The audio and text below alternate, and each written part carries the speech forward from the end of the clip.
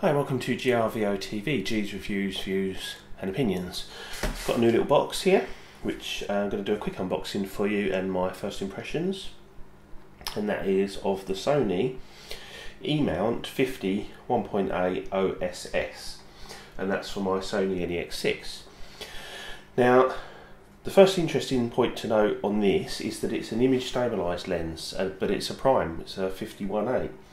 And I don't know of many other lenses, if you think of all the Nikons, I don't believe any of the primes are image stabilised.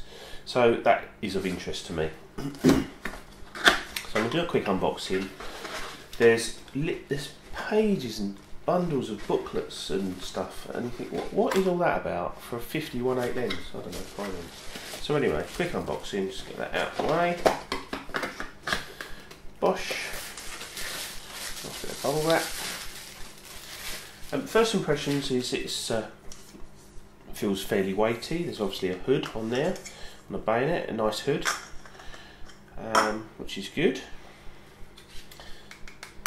It's plastic, but it's got a metal rear mount.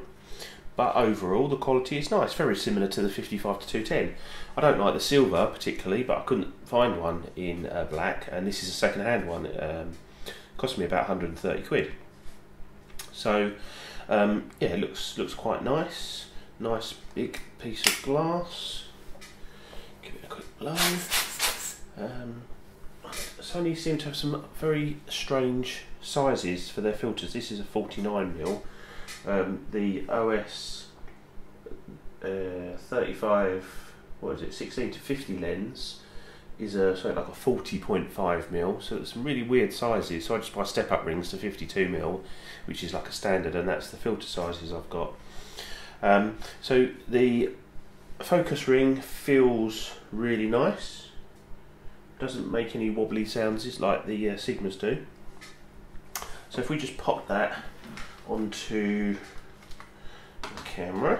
Okay, so there we have it on the NEX6. Looks nice. Feels nice in the hand. Startup time, as with it seems with most lenses on the NEX, is a touch on the slow side, certainly compared to the Panasonic GX1 that I'm used to using. Now, the first thing I'll say about this lens, and the same as the 55-210, is that the autofocus is certainly not quick. It's not horrendously slow, but see, I'm going to start. I'll focus on the keyboard, and you can hear the bleep.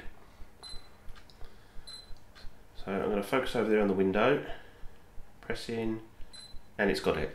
So as you can see, it is quite slow, especially in fairly poor lighting conditions. And it does seem to hunt around a little bit as well. I have used this lens, and I will throw up just a couple of pictures at the end that I've taken. So yeah, don't expect super fast, snappy autofocus, and it's certainly not what I'm used to with the Nikons. So that is a bit of a compromise, but that does seem to be the way with this system. However, I am prepared for that, and it's not really an issue for me, certainly not with this lens. The image stabilisation, let's just have a little,